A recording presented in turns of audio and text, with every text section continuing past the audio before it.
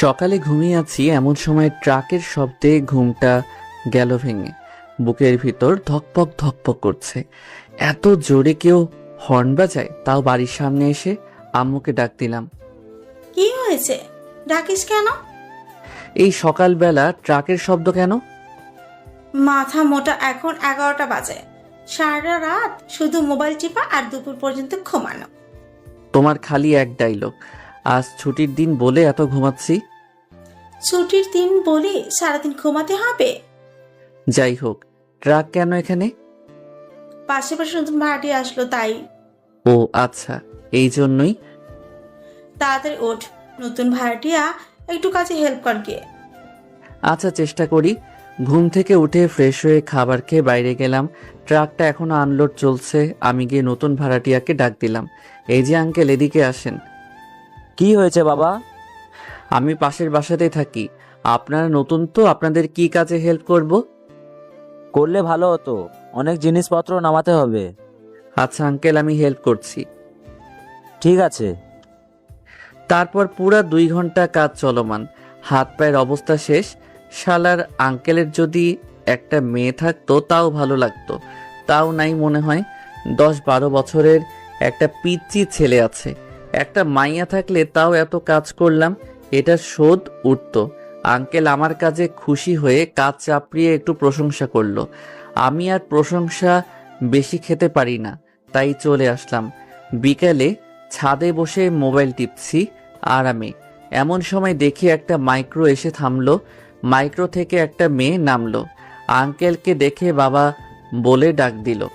আমার হার্টবিট তখন এত জোরে চলছে যে বুঝতেই পারছি না। আমার তো আনন্দের শেষ নাই।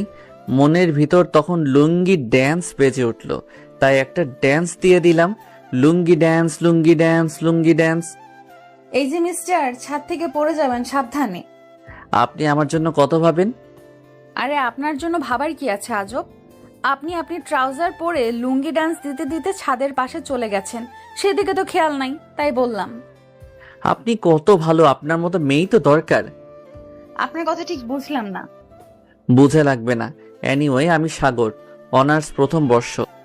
ও, আমি আরিয়া, মেডিকেল 3য় বর্ষ। সো আপু বইলা ডাকবা। মনের সব বাত্তি ধক কইরা নিভা গেল। শালার আঙ্কেল মেয়ে জন্ম দিছেন, আমার বয়সের দিতে পারেননি। বড় মেয়ে থাকার চেয়ে না থাকাই ভালো ছিল। তাও মুখের সামনে দিয়ে এমন সুন্দরী মাইয়া ঘুইরা বেড়াইতো না। কি পুরা কপাল আমার। এই যে ছোট, কোথায় হারিয়ে গেলে? না, কোথাও না। আপনি আমাকে ছোট বলবেন না, আমার ভালো লাগে না। 100 বার বলবো, কারণ তুমি তো আমার ছোটই। আম্মু ডাকছে তাই বদমাস মাইয়ার কাছ থেকে চলে আসলাম। আইসাই ছোট ছোট লাগাই দিছে। পরের দিন সকালে কলেজে যাব বলে বের হয়েছি। কলেজ কাছে হওয়ায় সাইকেল নিয়ে যাই। রাস্তায় বের হয়েছি আর দেখি বদমাস মাইয়া ডাকছে। এই যে ছোট, কলেজে যাচ্ছ নাকি? মনে হয় কইসে একটা চট দিয়ে আসি, কিন্তু তাও পারবো না, তাই মনের রাগ মনের ভিতরেই রেখে দিলাম। জি। আমাকে একটু ড্রপ করে দাও তো। আপনার মাইক্রো থাকতে আমার সাইকেলে কেন ড্রপ দিবেন? তুমি ছোট মানুষ, চুপচাপ থাকবা, যা বলছি তাই করো। আমি কিছু বলার আগে সাইকেলে চেপে বসেছে, তাই আর কিছু করার নাই, যেতেই হবে এখন। আরে এত ধীরে চালাও কেন? আমার দেরি হয়ে যাবে, তাড়াতাড়ি চালাও। পড়ে যাবেন তো তাহলে। তোমার না বলছি তুমি ছোট মানুষ, কথা কম বলবা, যা বলছি তাই করো। আমিও দিছি হাওয়াই বেগের টান মনের রাগে। ম্যাডাম দেখি আমাকে এবার শক্ত করে ধরেছে। আমি সাইকেল অনেক জোরে চালাচ্ছিলাম আর আরিয়া আমাকে শক্ত করে ধরে আছে। এলাকার লোকগুলো সবাই আমার দিকে হা করে চেয়ে আছে। সবাই ভাবছে যে ছেলে রাস্তায় মেয়েদের সাথে কথাও বলে না, সে আজ একটা মেয়েকে সাইকেলে নিয়ে চালাচ্ছে। আমার কেমন লজ্জা লাগছিল, কিন্তু কিছু করতে পারছি না। সবচেয়ে অবাক বেশি হয়েছে এলাকার বখাটে ছেলেরা। তারা যেভাবে হা করে আছে, মনে হচ্ছে নিজে নিজেই ওদের মুখের ভিতর ঢুকে যায়। আমার কলেজের কিছু আগে আরিয়াকে সাইকেল থেকে নামিয়ে দিলাম। এই পিচ্চি, এখানে নামলে কেন? আপু, আপনাকে নিয়ে আরেকটু গেলে আমি আর কাউকে মুখ দেখাতে পারবো না। আসছে আমার লজ্জাবতী রে। এবার আপনি আপনার রাস্তা মাপেন, আমি আমারটা। যাও যাও, আর লজ্জা পেতে হবে না। এবার যান। সাগর, আবার কি হলো? তোমার কলেজ শেষ হবে কখন? আপনাকে বলবো কেন? না একসাথে যাব তাই। একসাথে যেতে পারবো না। আমি আমার মতো চলে যাব, আপনি আপনার মতো যাবেন। আমি এখানকার কিছুই ভালোভাবে চিনি না, আর শুনছি ওখানকার বখাটেরা খুব খারাপ। আমার ভয় করে। বুড়ি মাইয়ার আবার ভয়? এই পিচ্চি, কথা কম, যা বলছি তাই। আমি 3টার সময় এখানে অপেক্ষা করব। জানতো আমি পারবো না বলেই সাইকেল নিয়ে দৌড় দিছি। আর কিছুক্ষণ থাকলে কারো চোখে পড়ে যেতে পারে। কলেজে গিয়ে ক্লাস করলাম, বন্ধুদের সাথে ঘোরাফেরা করতে করতে 3টা 30 বেজে গেছে। তাই দেরি না করে সবার থেকে বিদায় নিয়ে বাসায় রওনা দিলাম। বাসায় আসার পথে একটা তেঁতুলের আচারের প্যাকেট নিলাম। আমার খেতে ভালোই লাগে। সাইকেলে চড়ে প্যাডেল করছি, নড়ছে না। কি ব্যাপার, আমার হেলিকপ্টার তো 5জনকে নিলেও এমন আটকায় না, আজ এমন করছে কেন? সাইকেলটা চেক করতে নিচে নেমে দেখি আরিয়া পিছনে দাঁড়িয়ে, আরও সাইকেলের চাকার নিচে ইট দিয়েছে। কি ব্যাপার সাগর সাহেব, চোরের মতো পালাচ্ছেন কেন? আমি চোর হতে যাব কেন? জানেন আমার কত সাহস? তাই নাকি? তা শুনি কত সাহস। আমি রাত 10টা পর্যন্ত এখান থেকে একা একা বাসায় যেতে পারবো। ওরে বাবা রে, আপনি অনেক সাহসী দেখছি। সব মেয়েরাই এই কথা বলে। পিচ্ছি পোলার ঢং দেখো, একা একা বাসায় পালাচ্ছে আর বলে খুব সাহস। আমি মেয়েদের সাথে রাস্তায় চলি না তাই। আসছে সাধু বাবা, এখন চলো পিচ্ছি। বলেই সাইকেলে চেপে বসলো। সাইকেল চালাচ্ছি, এমন সময় আরিয়া বলে, তোমার হাতে কি? তেঁতুলের আচার। আমার খুব পছন্দ তেঁতুলের আচার। বলেই আমার হাত থেকে প্যাকেটটা নিয়ে নিল। আপনি এটা নিলেন কেন? আমার যেটা পছন্দ হয় আমি সেটা নিয়ে নেই। হুম। কথা কম, সাইকেল ভালো করে চালাও। বাসায় আসলাম আর ভাবছি, এত বড়লোক মাইয়া তার মাইক্রো রেখে আমার সাইকেলের পিছনে পড়লো কেন? কিছুই মাথায় ঢুকছে না। অযথা চিন্তা করে লাভ নাই, কার মাথায় কি আছে কে জানে। রাতে আমার আকাশ দেখতে খুব ভালো লাগে, তাই রাতের খাবার খেয়ে ছাদে গেলাম। আকাশের তারা দেখছি। হঠাৎ দেখি আরিয়াদের বাসার ছাদে আগুন জ্বলছে। আমি তো ভয় পেয়ে গেছি, আবার আগুন নিভে গেল। আমি বাঁচলাম। আজ আর ছাদে থাকা ঠিক হবে না বলে ছাদ থেকে নামতে যাব, এমন সময় দেখি ছাদের দরজার কাছে সাদা কাপড় পরে কে যেন দাঁড়িয়ে আছে। আমি বললাম, কে ওখানে? কোনো উত্তর দিল না। কেমন বিশ্রী হাসি হাসছে আর আমার দিকে এগিয়ে আসছে। হঠাৎ আরিয়াদের ছাদে আবার আগুন জ্বলে উঠল। আগুনের আলোতে দেখি সাদা কাপড় পরে আমার দিকে এগিয়ে আসছে, আর তার হাত আর তার পা যেখানে দিচ্ছে সেখানে রক্তের ছাপ পড়ছে। ভয়ে আমার জান বুক থেকে হাতে চলে এসেছে। আমি ভয়ে থরথর করে কাঁপছি। কাছে চলে এসেছে ভূতটা। ভয়ে আমি কথা বলতে পারছি না। বিশ্রী হাসি হাসছে আর তার মুখ দিয়ে রক্ত বের হচ্ছে। আমি শুধু একবার মা বলে চিৎকার দিছি, আর কিছু মনে নাই। যখন চোখ মেললাম দেখি আরিয়া পাশে বসে আছে। আরিয়ার চোখ কেমন ফোলা ফোলা, এমনিতেই চিকনি চামেলি, মনে হচ্ছে আরো চিকন হয়ে গেছে। আমার চোখ খোলাতে আরিয়া সবাইকে ডাকলো আর আরিয়া চলে গেল। কি ব্যাপার, চলে গেল কেন? আমি কি মরে গেছি নাকি? ও আমার কথা শুনতে পাচ্ছ? কি বাজে বকছিস, শুনতে পাবো না কেন? আমি সত্যি বেঁচে আছি তো? তোর মাথা মনে হয় গেছে। ভূতে আমাকে খেয়ে ফেলেনি? ভূত? কিসের ভূত? কোনো ভূত নাই। ওই সাজে আরিয়া তোর কাছে গেছিল। কি এত বড় সাহস আমাকে ভয় দেখায়? আরিয়াকে খুঁজছি, পাইলে আজ খবর আছে। সিনিয়র ফিনিয়র দেখব না। আমি বিছানা থেকে উঠতে চেষ্টা করলাম কিন্তু পারলাম না। শরীরটা কেমন দুর্বল অনুভব করলাম, তাই আর বিছানা থেকে না উঠে শুয়ে থাকলাম। শুয়ে থাকতে থাকতে ঘুমিয়ে পড়েছি। বুঝতে পারিনি আম্মুর ডাকে ঘুম ভাঙলো। সাগর, এই সাগর, আর কত ঘুমাবি? এবার উঠ। মা ঝামেলা করো না, ঘুমাতে দাও। পুরো দিন ঘুমিয়েছিস, আর কত ঘুমাবি? এবার উঠ। আচ্ছা উঠছি। শোন। আবার কি হলো? ঘুম থেকে উঠে আরিয়ার কাছে যাবি। ওকে তো কাছে পেলে। চুপ কর, মেয়েটা সকাল থেকে এখনো খায়নি। খাইনি কেন? আমি কি জানি? তুই যা, ওর থেকেই শোন গিয়ে। আচ্ছা। বিছানা থেকে উঠে ফ্রেশ হয়ে আরিয়ার বাড়ির দিকে গেলাম। ওর বাসায় যেতে আরিয়ার ছোট ভাই। আরে সাগর ভাইয়া, কেমন আছেন এখন? আমি তো ভালোই আছি, তোমার কি খবর? আমার খবর ভালো, আপুর খবর খারাপ। তোমার আপুর কি হয়েছে? কাল রাতে আপনার ভয় দেখানোর পর থেকে এখন পর্যন্ত খায়নি, শুধু কান্না করছে। তোমার আপু কোথায়? আপুর রুমে। আমি আরিয়ার রুমের দিকে গেলাম। রুমে ঢুকে দেখি পুরা ঘর এলোমেলো, আর আরিয়া জানালার ধারে বসে আছে।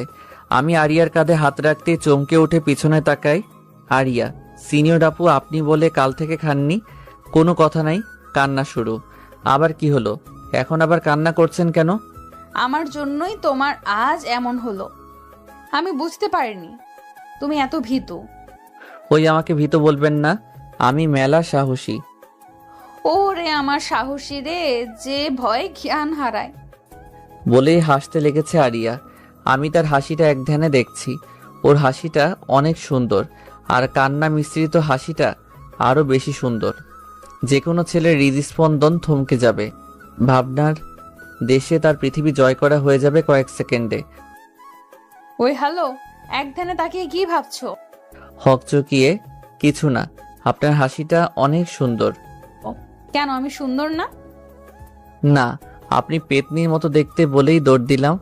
আরিয়া আমার পিছে পিছে দৌড়াতে লাগলো আমাকে ধরতেই, কিন্তু আমাকে ধরা এত সহজ নয়। আমি দৌড়ে বাড়ি চলে এসেছি। রুমে ঢুকে হাঁপ নিচ্ছি, এমন সময় আম্মুর ডাক। সাগরের দিকে আয়। আম্মু? আম্মুর আবার কি হলো? আম্মুর কাছে গিয়ে দেখে আরিয়া আম্মুর কাছে। তুই আরিয়াকে কি বলেছিস? কই কিছু বলিনি তো। মিথ্যা বলছে আন্টি। আমি মিথ্যা বলি না। তুই চুপ কর, সত্যবাদী উঠে আসছে। মা, একটা মেয়ের সামনে এভাবে বললে ইজ্জত থাকবে আমার? ওরে আমার ইজ্জত দাতা রে। আন্টি আমার খুব ক্ষুধা লাগছে, খেতে দিন। আচ্ছা মা, তুমি দাঁড়াও, আমি খাবার নিয়ে আসি। বলে আম্মু খাবার আনতে গেছে। তোমার আজ খবর আছে সাগর সাহেব, কি খবর? সময় হলেই দেখতে পাবে। আম্মু খবর নিয়ে চলে এসেছে। এই নাও মা তোমার খাবার। আন্টি, সাগর আমাকে পেতনি বলছে, চিকনা চামিলি বলেছে, আর বলেছে ঝড়ে নাকি আমি উড়ে যাব, তাই শাস্তি হিসাবে এখন ও আমাকে খাইয়ে দিবে। শখ কত, বললেই হলো। না হলে আমি আজও খাবো না কিন্তু। সাগর, তুই আরিয়াকে খাইয়ে দে, মেয়েটা কাল থেকে না খেয়ে আছে। পারবো না। তাহলে আজ থেকে তোর খাবার বন্ধ। এটা কেমন বিচার মা? হ্যাঁ, যদি কথা না শুনিস তাহলে খাওয়া বন্ধ। ঠিক আছে, দিচ্ছি। আমি আরিয়াকে খাওয়াই দিচ্ছি, আর ও চেয়ারে বসে 32 পাটি দাঁত বের করে হাসছে আর খাচ্ছে। আমার তো গা জ্বলে যাচ্ছে, মনে হচ্ছে তুলে এক আছাড় দেই, কিন্তু কিছু বলতে পারছি না। কিছু বললে আমার খাবার বন্ধ হয়ে যাবে। হুম, হাতে কামড় দিলে কেন? ইচ্ছে করে দিছি নাকি এমনিতেই লেগে গেছে? আপনি ইচ্ছা করে দিছেন। ইচ্ছে করে দিলে তুমি কি করবে শুনি? আর খাওয়াই দিব না। আন্টি। আম্মুকে ডাকতে হবে না, আমি খাওয়াই দিচ্ছি। Good boy. খাওয়া শেষ করে আম্মুর সাথে কি আজেবাজে কথা বলে বাসায় যাচ্ছে, আর যাওয়ার সময় বলে গেল, ছোট, এটা মাত্র শুরু, বহুত কুছ বাকি হ্যায়। বলে মুখ দিয়ে ভেঙচি কেটে চলে গেল। আমি আমার রুমে চলে এলাম। মেয়েটা আমার ইজ্জত পাংচার করে দিল। শেষমেশ আমি একটা মেয়েকে খাওয়াই দিলাম। না, এটা হয় না। এর প্রতিশোধ আমি নিবই নিব। দেখে নেব আমি আরিয়াকে। আমাকে চিনে না আমি কি জিনিস। একবার খালি সুযোগ আসুক। আমি কথাগুলো ভাবছি, আর আম্মুর ডাক। সাগর এদিকে আয়। কি হয়েছে মা? আজ কলেজ যাবি না? দেখছো না আমি কত অসুস্থ, তাহলে কি করে যাব? খালি বাহানা খোঁজা তোর। একটা বাহানা পেলেই হলো, তাহলে কলেজ অফ। সত্যি বলছি তো, আজ আর যাবো না, কাল থেকে যাব। আচ্ছা ঠিক আছে, এক কাজ কর। কি কাজ? আরিয়া গাড়িতে সমস্যা হয়েছে, ওকে কলেজে নামিয়ে দিয়ে। আমি কি জন্য ওকে নিয়ে যাব? এলাকাতে অনেক বখাটে আছে জানিস তো, মেয়েটা একা যেতে ভয় করছে। তো আমি কি করব? তুই নিয়ে যাবি? আমি পারবো না বলেই ঘরের দিকে যাচ্ছিলাম, তখন দেখি আরিয়া দরজার কাছে দাঁড়িয়েছিল, সেখান থেকে চলে গেল। আজকে আমি ঠিক প্রতিশোধ নিয়ে নিয়েছি। আমার সাথে মাস্তানি? আজকে যাও বাবা, দেখো রাস্তা কি জিনিস। রুমে এসে ঘুমিয়ে পড়ি। বিকেলের দিকে খেলতে বের হয়েছি। অনেকদিন পরে আবার খেলাধুলা করব। বন্ধুদের সাথে অনেকক্ষণ আড্ডা দিলাম। আম্মুর ফোন পেয়ে বাসায় গেলাম, কি একটা জরুরি দরকার আছে বলল। বাসায় এসে দেখি আমার বাড়িতে নতুন আঙ্কেল আন্টি, তার ছোট ছেলে মানে আরিয়ার বাবা মা আর ভাই। কি হয়েছে আম্মু? এক চর, তা 1996 সালে বাংলাদেশে যত জোরে ঝড় হয়েছিল তার থেকে দ্বিগুণ জোরে। মনে হচ্ছে গালটা অবশ হয়ে গেছে। বলবে তো কি হয়েছে, না বলেই মারতে শুরু করলে।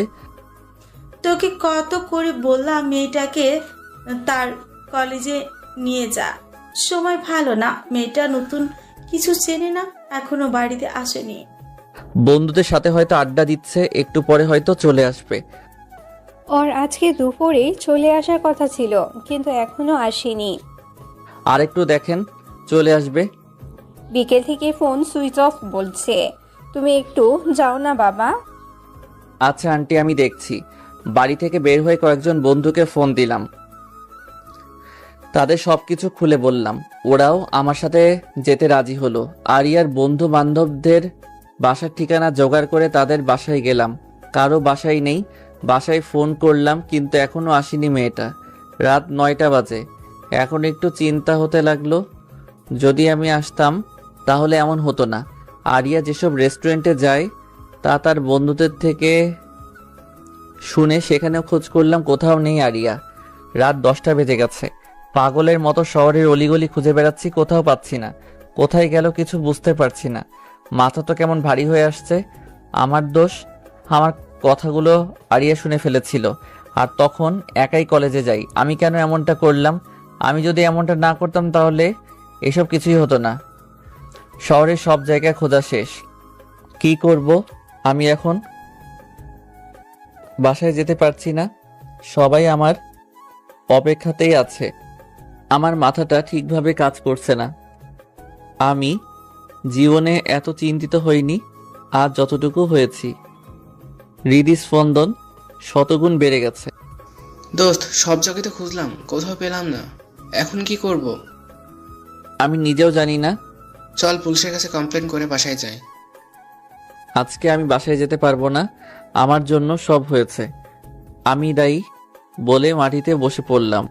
এভাবে ভেঙে পড়িস না, দেখিস আমরা আরিয়াকে ঠিকই খুঁজে পাবো। আমার চোখ দিয়ে তখন টুপ টুপ করে পানি পড়ছে। নিজেকে কেমন ঘৃণা হচ্ছে, কেন আমি এলাম না। শান্ত হ দোস্ত, হৃদয় শাকিল পুলিশের কাছে যাক, আর আমি আর তুই টিপু ভাইয়ের কাছে যাই। টিপুর কাছে কেন? কোথাও তো খুঁজে পেলাম না। যদি আরিয়া কিডন্যাপ হয় তাহলে টিপু ভাইয়ের কাছে জানতে পারবো। এই শহরে যত কিডন্যাপ হয় সব তার জানা থাকে। ঠিক আছে চলো। ওরা দুজন পুলিশের কাছে গেল আর আমরা টিপু ভাইয়ের কাছে যাচ্ছিলাম। রাস্তায় বাইকের তেল ফুরিয়ে যায়, তেল ভরতে পাম্পে যাই, তারপর তেল ভরি, তারপর টিপুর কাছে যাই। এত রাতে দেখা করতে চাচ্ছিল না, তাও অনেক বলে কয়ে দেখা করলাম। টিপু ভাইকে সব খুলে বললাম। তারপর টিপু ভাই ওর লোকদের কাছে ফোন করলো। তারপর বলল, আমার লোকেরা আজকে কোনো মেয়েকে তুলেনি। তাহলে উপায়? শহরে একটা নতুন গ্যাং এসেছে যারা ডাক্তারি পড়া মেয়েদের কিডন্যাপ করে, তাদের আফ্রিকাতে পার করে দিচ্ছে, আর এদেরকে দিয়ে চিকিৎসায় কাজ করানো হয়। আর আমার লোকেরা বলল তারা আজ 3টা মেয়েকে তুলেছে। এখন তাদের মধ্যে থাকলেও থাকতে পারে। আমার পায়ের নিচের মাটি মনে হচ্ছে সরে যাচ্ছে। আমার বাকশক্তি, ভাবনা শক্তি কিছু কাজ করছে না, লড়তে পারছি না। তোমরা দেরি না করে বেরিয়ে পড়ো, তোমাদের হাতে আজকের রাতটাই আছে। আজ রাতে মনে হয় না তারা শহর ছেড়ে বের হবে, তাই যত তাড়াতাড়ি পারো বেরিয়ে পড়ো। আমরা টিপু ভাইয়ের কাছ থেকে বিদায় নিয়ে বেরিয়ে পড়েছি। কোনো কথা বলতে পারছি না। রাস্তার একপাশে দাঁড়িয়ে আছি। পাশে একটা ছোট দোকান আছে। 1 কাপ চা খাচ্ছি আর ভাবছি কোথায় যাব আর কি করব। কিছু মাথায় আসছে না। হাতে সময় 1 রাত। হঠাৎ একটা মাইক্রো এসে থামলো, তারাও চা খাচ্ছে। তাদের একটা কথায় আমার ধ্যান ভেঙে গেল। তাদের মধ্যে এমন ছিল, ভাই, মালতিনটা কিন্তু দেখতে হেভি। ঠিক কইছস, মেলা মাল পাওয়া যাবে। ভাই, আমার না ওই চিকন করে মেয়েটাকে হেভি লাগছে। তো কি হয়েছে?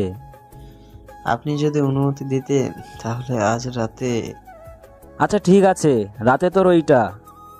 আপনার পায়ে ধুলো দিন ওস্তাদ। তাদের কথা এমন ছিল, তাদের চা খাওয়া শেষে চলে যাচ্ছিল। আমার কেমন লাগলো। টিপু ভাই বলল 3টা মেয়েকে তুলেছে, এরা বলছে 3টা চিকন মেয়েকে পছন্দ। রাতে সে তার হিসাব মিলে গেছে, আরিয়াও চিকন। এরাই ওই কিডন্যাপার। আরিয়ার কিছু করার আগে তাকে উদ্ধার করতে হবে। তবে আমরা দুজন তাদের মাইক্রোকে ফলো করেছি। আমরা দুজন মিলে বাইক নিয়ে তাদের মাইক্রোটাকে ফলো করছি। তারা একটা নির্জন এলাকায় একটা বাড়ির সামনে এসে থামলো। আমরাও নির্দিষ্ট দূরত্বে বাইক রেখে ওই বাড়িটির দিকে যাচ্ছি। তারা বাড়িটার মাঝে প্রবেশ করে। আমরা দুজন দেয়াল টপকে বাড়ির ভেতরে প্রবেশ করি। বাড়িটা অনেক পুরাতন হবে, এখনো নিখুঁতভাবে দাঁড়িয়ে আছে। লোক দুইটা বাড়ির মধ্যে প্রবেশ করলে আমরাও চুপি চুপি তাদের পিছে পিছে বাড়িতে প্রবেশ করি। শুনশান নীরবতা, একদম ভূতরে বাড়ির মতো। তবে এদের জন্য এমন বাড়ি পারফেক্ট, লোকজন নাই। অনেকে ভূতের বাড়ি ভেবে এই বাড়ির মধ্যে প্রবেশই করবে না। লোক দুইটা একটা রুমে প্রবেশ করে, আর তখন মেয়ের আত্মচিৎকার পাই। আমার তো তখন রক্ত মাথা থেকে পা পর্যন্ত 1 সেকেন্ড 1000 বার যাতায়াত করছে। আজকে এই দুইটা আমার হাতে মরবে বলে আশেপাশে তাকাতে দেখি একটা রড পড়ে আছে। রডটা নিলাম। আমার বন্ধু নিল একটা আরেকটা রড। লোক দুইটা যে রুমে প্রবেশ করেছে ওই রুমে প্রবেশ করতেই চোখ বুজে নিয়েছি। একটা মেয়ের ওপর দুইটা মানুষের তাদের পৈশাচিক আনন্দ করছে। পুরো অলঙ্গ অবস্থায় একটা মেয়ে, আর বাকি দুটো একপাশে বাঁধা আছে। কিন্তু এদের মধ্যে আরিয়া নেই।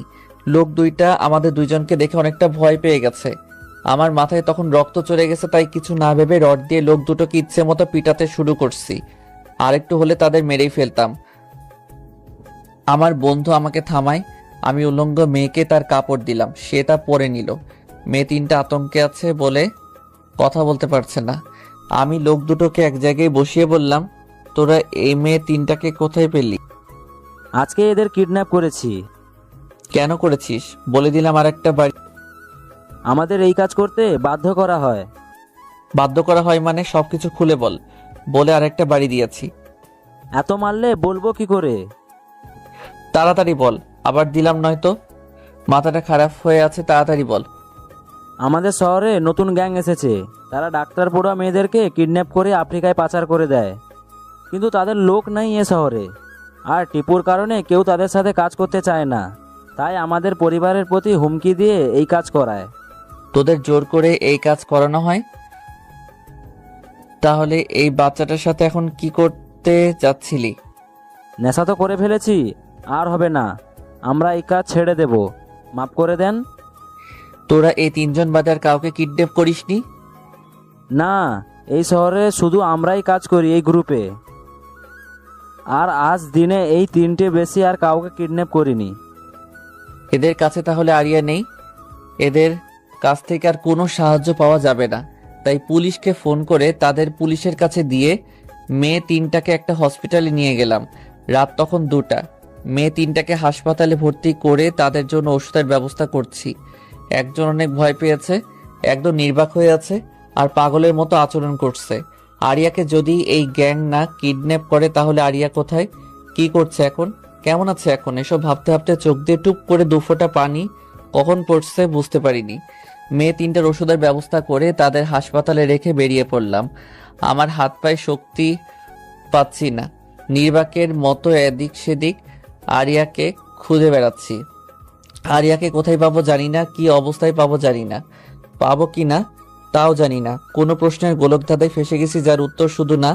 কোথায় খুঁজবো ভেবে পাচ্ছি না, শুধু খুঁজেই যাচ্ছি। পৃথিবী মানুষের সামনে এমন কিছু সময় আসে যখন তার অতীতের সব কথা মনে পড়ে যায়।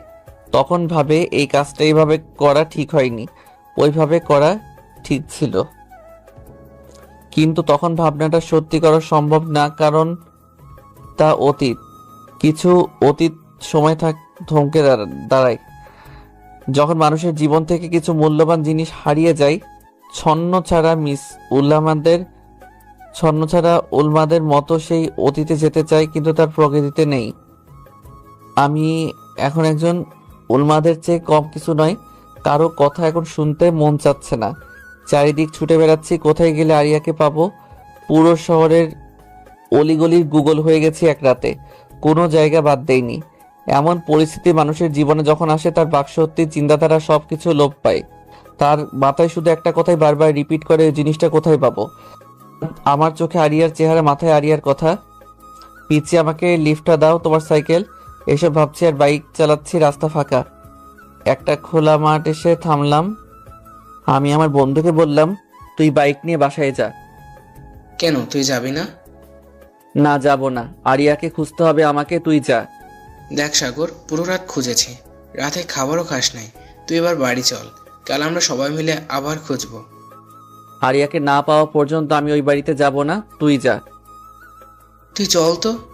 আমার তখন কারো কেয়ার ভালো লাগছিল না। আমার চোখে না ঘুমানো টেনশনের চেহারা পুরো রক্তবর্ণ। আমি ওই চোখ নিয়ে আমার বন্ধুর দিকে তাকালাম আর বললাম, তুই আমাকে জোর করতে আসিস না। আমার মধ্যে মানুষের মন নাই এখন। তোকে যা বলেছি তাই কর, না হলে তোরও পিটাই শুরু করব।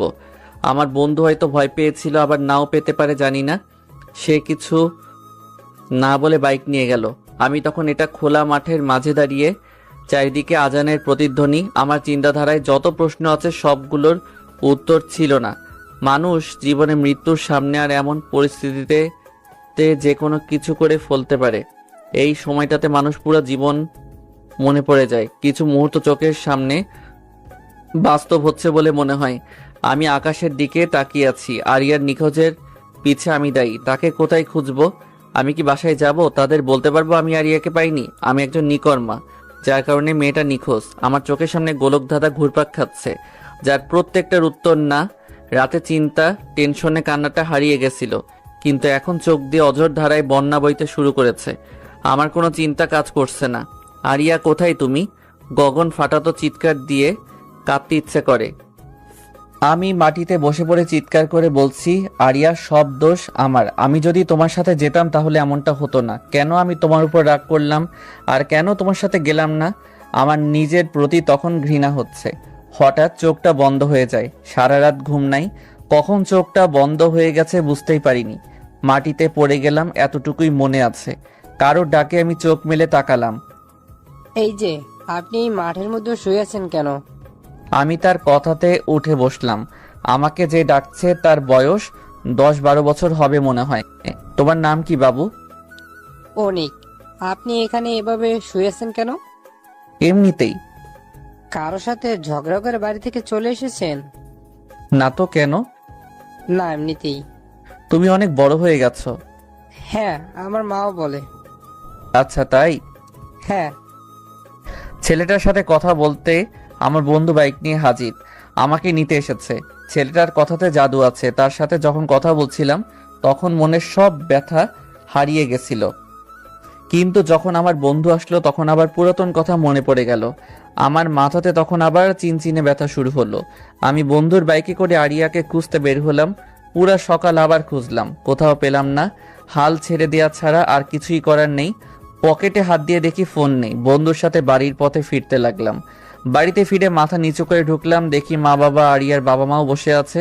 তারা আমাকে দেখে কেমন চমকে ওঠার মতো আমার কাছে চলে এলো। তোর কিছু হয়নি তো বাবা? মায়ের কথাতে দেদে দিলাম, আমার কিছু হয়নি, কিন্তু আরিয়াকে পাইনি। আমি আরিয়ার মায়ের কাছে গেলাম। আন্টি, আপনার মেয়েকে খুঁজে পাইনি, আমাকে মাফ করে দিয়েন। আমার জন্য সব হয়েছে। তাদের কথা বলার সুযোগ না দিয়ে ছাদে চলে এলাম। সকালের আলোতে মানুষের কাছে পৃথিবী আনন্দময় হয়, আর আমার কাছে বিভীষিকাময়। আলো থাকা সত্ত্বেও কেমন অন্ধকার আচ্ছন্নময় লাগছে। ছাদে দাঁড়িয়ে এসব ভাবছি, হঠাৎ কারো হাত আমার পিঠে অনুভব করলাম। পিছনে ফিরে দেখি আরিয়া দাঁড়িয়ে। আমি নিজেকে বিশ্বাস করতে পারছি না যে আরিয়া আমার সামনে দাঁড়িয়ে আছে।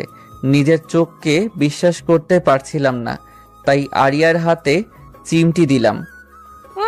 চিমটি দিচ্ছ কেন? স্বপ্ন না, সত্যি, তাই দেখছি। স্বপ্ন না, সত্যিই দেখতে মানুষ নিজের গায়ে চিমটি দেয়, আর তুমি আমার হাতে দিচ্ছ? কি জানি, ভুলে গেছি। আপনি কি সত্যি আরিয়া? সত্যি। তোমার সামনে দাঁড়িয়ে আছি, এ দেখো। বলি এক চরের ব্যথা অনুভব করলাম। তার মানে এটা সত্যি আরিয়া? আমি 2টা চর দিছি, মেয়েটা কান্না করতে শুরু করছে। আমাকে এত জোরে মারলে? তো সোহাগ করব? কাল দিন রাত কোথায় ছিলেন? আমার কতটা কষ্ট হয়েছে জানেন? আমারও মেলা কষ্ট লেগেছিল সকালে তোমার কথা শুনে, তাই ভাবলাম তুমি প্রতিশোধ নেওয়ার আগে আমিই নিই। কোথায় ছিলেন পুরা দিন রাত? তোমার রুমে। আমার রুমে? তোমার রুমে ছিলাম, কেউ জানে না, চুপি চুপি করেছি বিকেলে কলেজ থেকে এসে। আরেকটা চর দিলাম। আবার মারলে কেন? আমাকে সারা রাত দিন শহর ঘোরানোর জন্য।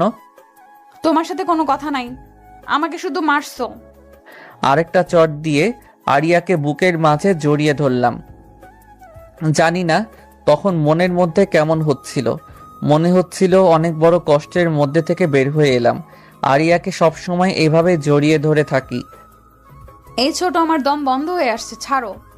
ছাড়বো না। আবার যদি হারিয়ে যান? হারাবো না, ছাড়ো।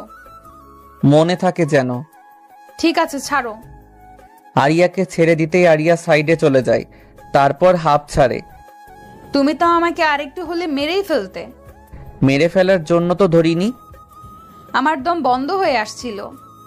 সারা দিন রাতের কষ্টের সমাপ্তি স্বরূপ। অনেক কষ্ট হয়েছে না তোমার? আপনার জন্য এতটুকু করাই যায়। আমি বুঝতে পারিনি যে তুমি সারা রাত বাইরে থাকবে। তোমার ফোনে অনেকবার ফোন দিয়েছি কিন্তু অফ বলছে। ফোনটা হারিয়ে গেছে। জানো, আমিও সারা রাত ঘুমাইনি, খাইনি। আপনার এমনটা করা উচিত হয়নি। কেন? আমি অনেক কষ্ট পেয়েছি। আমার ছোট ভাইটা দেখি অনেক কষ্ট পেয়েছে। ভাইয়া কথাটা শুনে মনে হচ্ছে সব আবেগ আমার বুকের ভেতর থেকে বেরিয়ে ছাদ থেকে লাফ দিছে। ভালো লাগার বাতি নিভে অন্ধকার। মনে হচ্ছে তুলে এক আছাড় দেই। আমি ওর কোন জন্মের ভাই লাগি? ছোট ভাইয়া কি বিড়বিড় করছো? ভাবতেছি আপনাকে ছাদ থেকে ফেলে দেই। কেন কেন? আমি আপনার কোন জন্মের ভাই লাগি? তুমি তো আমার আদরের ছোট ভাইয়া। আপনার ভাইয়ের গুষ্টি কিলাই বলে ছাদ থেকে চলে এলাম। আরিয়া আমাকে পিছ থেকে ডেকেই যাচ্ছে। আমি আমার রুমে চলে এসেছি। এসে ভাবছি মনটা কতটা হালকা হয়ে গেছে। মনে হচ্ছে কোনো পাথরের সমান চিন্তা মন থেকে নেমে গেল। জীবনে যতটা না কষ্ট পেয়েছি তার থেকে বেশি পেয়েছি এই একদিনে। মনে হচ্ছিল কোনো বিভীষিকাময় স্বপ্ন দেখছিলাম। আরিয়াকে দেখার পর সেই স্বপ্ন থেকে বাস্তব জীবনে চলে এসেছি। মানুষের জীবনে কিছু কষ্ট থাকে যা তার মনে পাথরের মতো সবসময় আঘাত করতেই থাকে। সে যন্ত্রণা কখনো যায় না, হয়তো মুখের হাসির আড়ালে থাকে। মনটা হালকা হয়ে গেছে। ঘুমে চোখটাও বুঝে আসছে, তাই ঘুমিয়ে পড়লাম। হঠাৎ মনে হচ্ছে কানের মধ্যে কিছু প্রবেশ করছে। হাত দিচ্ছি, তখন বন্ধ হয়ে যাচ্ছে। আবার এমনটা হচ্ছে, চোখ খুলে দেখি আরিয়া সামনে ঝুঁকে থেকে এই কাজ করছে। আমি ভাবছি আমার সাথে যখন এমন করছে তখন আমিও করি বলেই তাকে জড়াই ধরেছি। আরিয়া হোক চকিয়ে উঠেছে। বুঝতে পারিনি আমি এমনটা করব। অনেক ছাড়ানোর চেষ্টা করছে। যখন দেখতে পারছে না তখন আমার হাতে দিল একটা কামড়। ও মা গো, এত জোরে কেউ কামড় দেয়? হাতটা ছেড়ে দিতেই আরিয়া পর্যাপ্ত দূরত্বে চলে গেছে। তুমি যেভাবে ধরেছো, ছাড়া পেতে তো দিতেই হবে। তাই বলে এত জোরে? তোমার আপু দিছেন না, তাই রাগ করে না ভাই। ওরে আমার বোন আসছে রে। ওই ছোট, সাবধান, জোরে কথা বলবা না। বললে কি করবেন? এমন কিছু করব যে এলাকায় মুখ দেখাতে পারবে না। আপনাকে করে ভয় পাই নাকি? পাও না, বাট পাবে খুব তাড়াতাড়ি। তাই না? তাই বলে মুখ ভেঙচি কেটে দৌড়ে পালিয়ে গেল। আমি ভাবছি মেয়েটা কি করতে চায় যে তাকে আমি ভয় পাবো? ভেবে পাচ্ছি না, তাই অত ভেবে কাজ নাই। কাল কলেজে যেতে হবে, তাই বেশি চিন্তা ভাবনা করতে হবে না। আম্মু রাতের খাবার খেতে ডাকছে। আমি খেতে গিয়ে দেখি বাবা মার সাথে খাবার টেবিলে আরিয়া বসে আছে। এই চিকনি চামিলি কি শান্তি মতো খেতেও দিবে না? যেখানেই যাই সেখানেইও যাই হোক, সব কিছু ভুলে খেতে বসলাম। একদিনে শরীর কি হাল বানিয়েছ? কই, ঠিকই তো আছি। আমার চোখ আছে। তুমি আমাকে ইনসাল্ট করছো একটা মাইয়ার সামনে? ওই ছোট, আমাকে মাইয়া বলবে না, বলবে বড় আপু। আমার খেয়ে দে কাজ নাই, আপনি আমার কোন জন্মের আপু লাগেন? বর্তমান জন্মের। তাই? হ্যাঁ। তাহলে আপনার বাবাকে বলেন আমাকে যেন টাকার ভাগ দেয়। দিবে তো, টেনশন করো না ছোট। টাকার ভাগও দিবে? 100 বার দিবে। আচ্ছা, আমাকে টাকার ভাগ কেন দিবে? আর যাতে ভাই না বলে সেজন্য বললাম। বাট মাইয়া এদিকেও আমার থেকে এক ধাপ এগিয়ে। ডাক্তারি পড়াতে কি এইসব শিখাই নাকি? তোমরা থামো। আর হ্যাঁ, কাল থেকে প্রতিদিন তুমি আরিয়াকে তার কলেজে পৌঁছে দিবে। ভাত মুখে দিছি তখনই বাবা এই কথাটা বলছে, আর ভাতটা গলাতে বেঁধে গেছে। ঠিক মতো খাবারও তো খেতে পারো না। এই নাও পানি খাও। ওনার এত বড় গাড়ি থাকতে আমি কেন নিয়ে যাব? সেফটির জন্য। দিনকাল এত ভালো না। আমি পারবো না। তুমি পারবে না, তোমার বাবা পারবে। বাবা পারবে যখন তখন তুমি প্রতিদিন নিয়ে যাও। আমার সাথে ফাজলাম করো। তুমি তো বললে আমি না পারলে বাবা পারে, আর তুমি তো আমার বাবা। পড়াশোনা করাচ্ছি এই জন্য। কি শিখাচ্ছে তোমাদের শিক্ষকরা? কি আবার পড়াশোনা? হায় আল্লাহ, আমি কি ছেলে জন্ম দিয়েছি কোথায় ফাজলামো করে? তুমি এলাকার সবচেয়ে ভালো ছেলে জন্ম দিয়েছো বাবা। ভালো ছেলে যখন তখন যা বলছি তাই করবে, তাহলে কাল থেকে তোমার ভাত চাল হয়ে যাবে। আমার সাথে অন্যায় হচ্ছে। চুপ কর, তোর কথা অনেকক্ষণ ধরে শুনছি। মুখে মুখে কথা বলা শিখে গেছিস, চুপচাপ খেয়ে উঠে যা। ঠিক আছে। আরিয়া খাচ্ছে আর হাসছে। সব চাল আরিয়ার। ও বাবাকে কি সব বুঝ দিয়েছে আল্লাহ ভালো জানে। খাবার খেয়ে রুমে চলে এলাম। এসে লম্বা একটা ঘুম দিয়েছি। স্বপ্নে দেখছি আমি আরিয়াকে নিয়ে যাইনি, তাই বাবা আমাকে লাঠি নিয়ে পুরো শহর দৌড়ানি দিচ্ছে। স্বপ্নটা ভাঙতেই যেন হাঁপ ছেড়ে বাঁচলাম। যদি কাল আরিয়াকে না নিয়ে যাই তাহলে বাবা আমাকে সত্যি সত্যি পুরো শহর দৌড়ানি করাবে না তো? আবার কাল একটা মেয়ের সাথে দেখা করার কথা আছে, বান্ধবী হয়। আর ও যদি দেখে তাহলে পুরা কলেজে আমার ইজ্জত পাংচার হয়ে যাবে। সকাল সকাল ঘুম থেকে উঠে খাবার খেয়ে কলেজের জন্য রেডি হয়ে গেটের সামনে দাঁড়িয়ে ভাবছি আরিয়াকে নিয়ে গেলে যদি কেউ দেখে তাহলে পুরা কলেজের ইজ্জত থাকবে না। আর না নিয়ে গেলে বাবা পুরো শহর ম্যারাথন দৌড়ানি দেয়াবে। যাই হোক, দৌড়ানোর অভ্যাস আছে, কিন্তু এত বছরের ইজ্জত গেলে আর ফিরে পাবো না। আজকে এটুকু সুন্দর গেট আপ নিয়ে বের হয়েছি, কেউ যাতে দেখতে না পায়, তাই চুপি চুপি গেট থেকে বের হয়ে যাচ্ছি। বুকটা ধুকপুক করছে, যদি কেউ দেখে তাহলে আরিয়াকে নিয়ে যেতে হবে। আরিয়ার বাড়ির সামনে নিয়ে যেতে হয়, তাই চিন্তাটা বেশি। আরিয়া দেখতে পেলে তো চিল্লাচিল্লি শুরু করে দিবে। আরিয়ার বাড়ির সামনে আসতেই কেমন শব্দ শুনলাম। তারপর দেখছি বৃষ্টি শুরু হয়েছে। আকাশে তো রোদ আছে, মেঘ নেই। আবার বৃষ্টিটা শুধু আমার উপরেই হচ্ছে। আমি কি রাতে মেঘমামার সাথে গন্ডগোল করছি?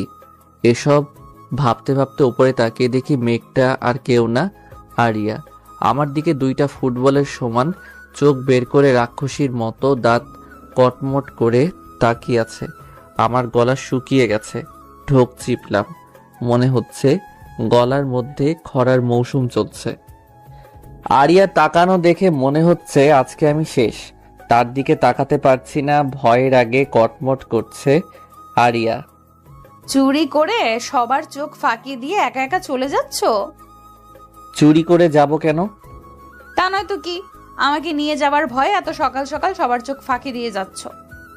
ফাঁকি কোথায় দিলাম? এই তো আপনার সামনে দাঁড়িয়ে আছি।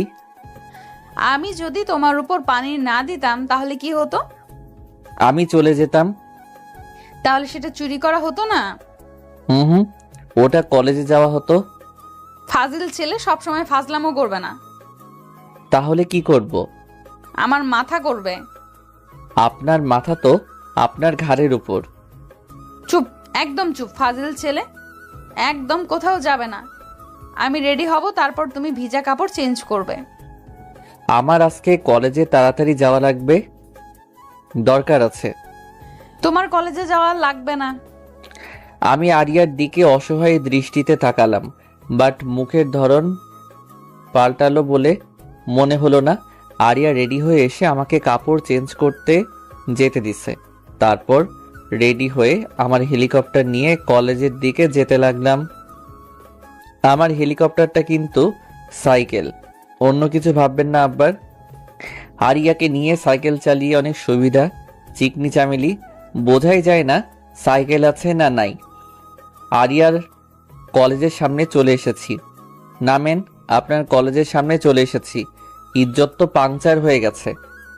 ইজ্জত আমি ধার দিব না, আমার অনেক আছে। আপনি কিন্তু ফাইজলামো করছেন। তোমার থেকে শিখেছি। আমি শিখিয়েছি? কবে, কখন, কিভাবে? প্রতিদিন তখন সেভাবে। ফাজিল মাইয়া কোথাকার, বলে চলে এসেছি। আমার সাথে মাস্তানি মারে, দেখে নেব একদিন। কলেজে গিয়ে বন্ধুদের সাথে আড্ডা দিলাম। আজকের দিনটা আরিয়ার কাছে স্পেশাল। আজকে আমার বার্থডে। সেদিন তার মায়ের কাছ থেকে শুনছে ছেলেটা আসলেই পাগল, কিচ্ছু বোঝে না, সবসময় উল্টাপাল্টা বোঝে। তাকে আজকে সারপ্রাইজ দিতে হবে, এমন ভাবে দিতে হবে যাতে বুঝতে না পারে। বন্ধুদের সাথে আড্ডা দিচ্ছি, এমন সময় আরিয়ার ফোন। ছোট ভাই, কোথায় আছো? যেখানেই থাকি তাতে আপনার কি? আপনাকে কলেজে পৌঁছে দেবার কথা দিয়েছি। শোনো, আমার একটু দরকার আছে, তুমি আমার কলেজের কাছে চলে এসো। পারবো না। পারবা না? ঠিক আছে, তাহলে আমি এই রাস্তার মাঝখানে গিয়ে দাঁড়িয়ে থাকবো। ব্ল্যাকমেল করছেন? ছোট ভাইকে ব্ল্যাকমেল করা যায়? তাহলে কি করছেন এটা? একটু ভয় দেখাচ্ছি। কোথায় যেতে হবে? আমার কলেজের সামনে দাঁড়িয়ে থাকো। আমি আরিয়ার মেডিকেল কলেজের সামনে দাঁড়িয়ে আছি। এখানে দাঁড়িয়ে থাকার আলাদা একটা ফিলিংস আছে। ডাক্তারি পড়া মেয়েরা দেখতে একটু সুন্দর বেশি হয়, আবার সাদা অ্যাপ্রন পরে, তখন তো হুর পরীর মতো লাগে। না না, আমি ভালো ছেলে, এসব ভাবলে চলবে না। কিন্তু চোখের আজকে কি হলো? খালি সুন্দরী মেয়েদের দিকে চোখ যায়। নির্ঘাত কোনো অসুখ হয়েছে, ডাক্তার দেখাতে হবে। একটু পর দেখি একটা switch, cute, beautiful, awesome, nice, wow, heavy একটা মেয়ে আমার দিকে হাত নাড়িয়ে ডাকছে। তখন বুকের ভিতর ধুকধুক করছে। আর তোকে হেভি লাগছে, গানটা শুনতে পাচ্ছি না। তুমি যদি ডাকো হুট পড়ি, তোমার জন্য আমি কি না করিতে পারি। তুমি চাইলে পাড়ি দেব 7 সমুদ্র 13 নদী। এটা তো একটা রাস্তাখানি, বলেই তার দিকে যাচ্ছি। আর মেয়েটা 2 হাত বাড়িয়ে আমার দিকে এগিয়ে আসছে। ও নো, এত ফিলিংস আমি কোথায় রাখবো? মনে হচ্ছে আশেপাশে কেউ নেই, খালি আমি আর ডাক্তারনিটা। মনের মধ্যে লাড্ডু ফুটতেছে।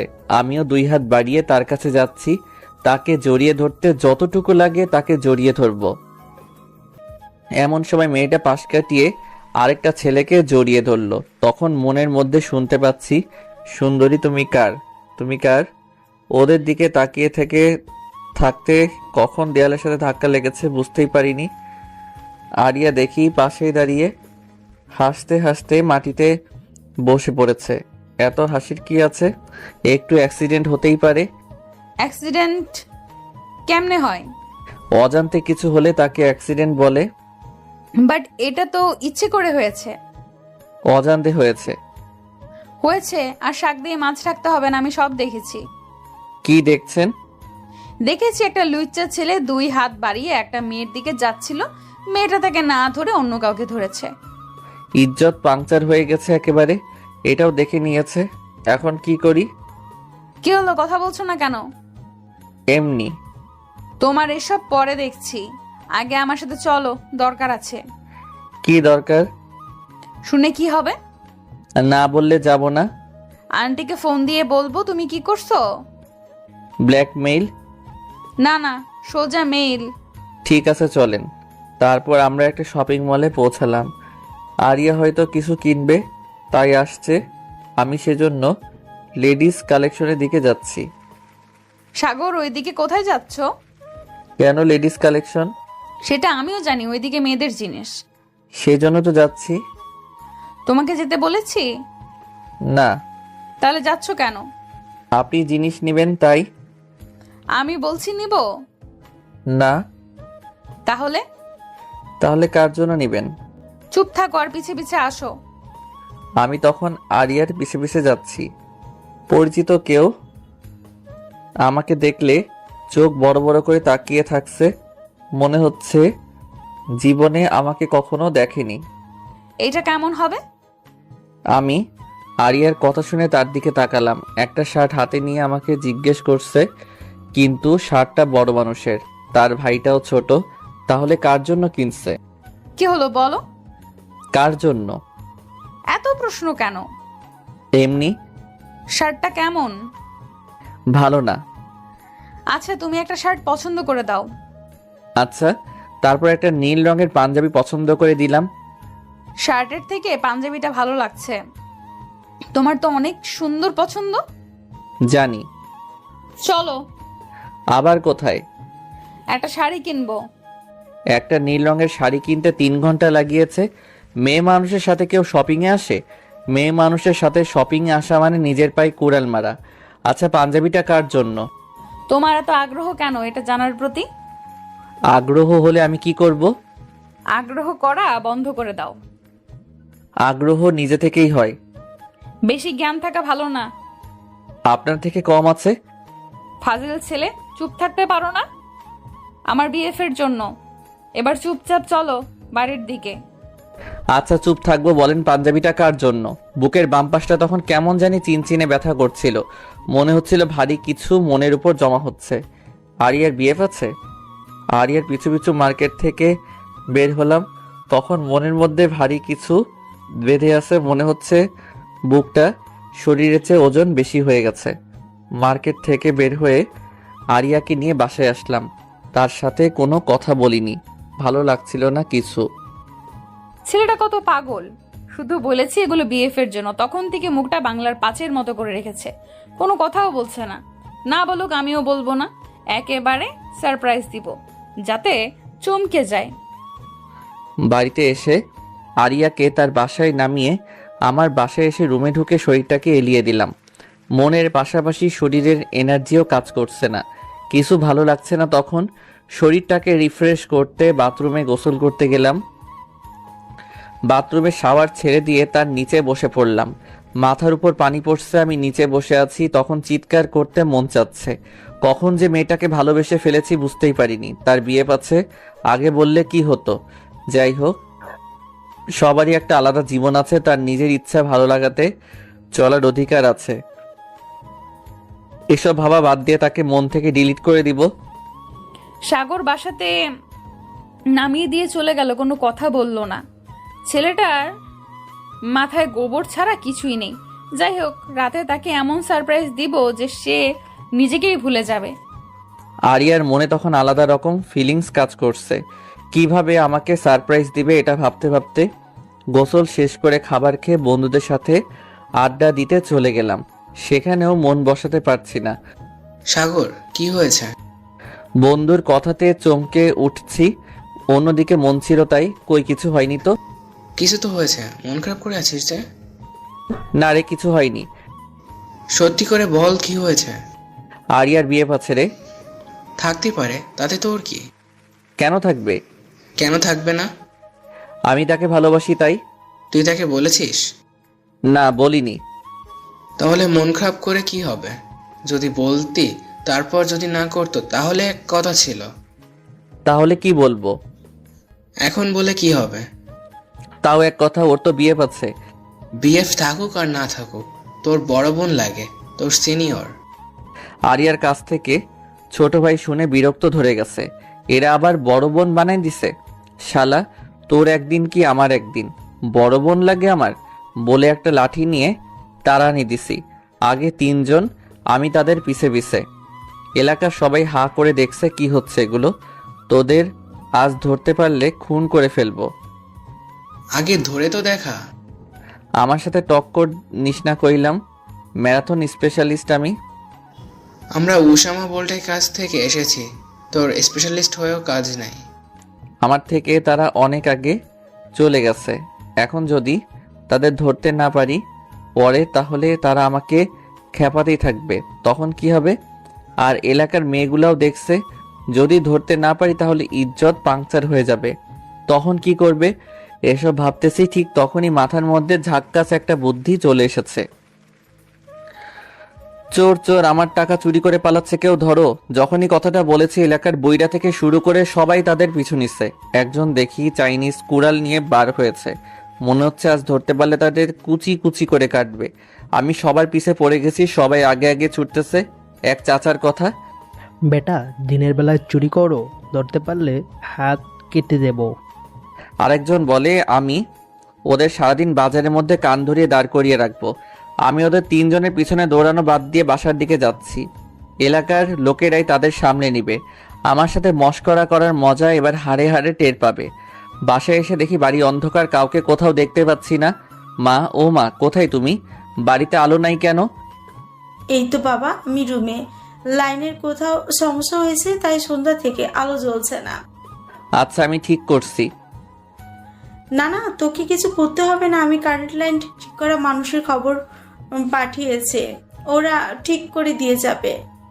ঠিক আছে, কিন্তু ক্ষুধা লাগছে, খাবো কি করে? একটু দাঁড়া, মোমবাতি আনতেছে। তারপর খেয়ে দিয়ে রুমে শুতে গেছি। অনেকক্ষণ হলো, এখনো লোক আসেনি। হয়তো কোনো সমস্যা হয়েছে, কাল ঠিক করে দিয়ে যাবে। আরিয়ার বিয়ে পাচ্ছে ভেবে ঘুমও আসছে না। একটা মুভি দেখলাম, হঠাৎ মনে হলো কিছু হাঁটার আওয়াজ পাচ্ছি। ঘড়িতে তখন 11:55 বাজে। এত রাতে বাড়িতে কে আসলো? মা বাবা তো ঘুমাচ্ছে, তাহলে কি চোর? আমি তাড়াতাড়ি শব্দটা অনুসরণ করছি, দেখি ছাদের দিকে চলে গেল। আমিও ছাদের দিকে যাচ্ছি। হঠাৎ মনে হলো ছাদের দিক থেকে আবার কেউ আসছে, কিন্তু চুরি করে ছাদ দিয়ে পালাচ্ছে না তো? মা কি করে, ছাদের গেটটা লাগাবে না? কি কি যে চুরি করছে তার ঠিক নাই। আজ চোরের একদিন কি আমার একদিন। ছাদের সিঁড়ির উপর দেখি কেউ আসছে। চোরের আজ শিক্ষা দিয়ে ছাড়বো। ইয়ালি বলে পিটাতে শুরু করেছি, কোনো কথা নাই, শুধু কিল ঘুষির শব্দ। দেখি ছাদের দরজা দিয়ে আরো কেউ আসছে, তখন তাকেও শুরু করেছি। চোরের শিক্ষা আজ হবে। মারের শব্দে আর চোরের চিৎকারে মা বাবা চলে এসেছে। হঠাৎ দেখে আলো জ্বলতেছে, আর নিচে আমার বন্ধুরা পড়ে আছে। তাদের চোর মনে করে পিটিয়েছি। তোরা এখানে কি করে? মামার পর জিজ্ঞেস করেছিস আগে করতে কি হয়েছিল?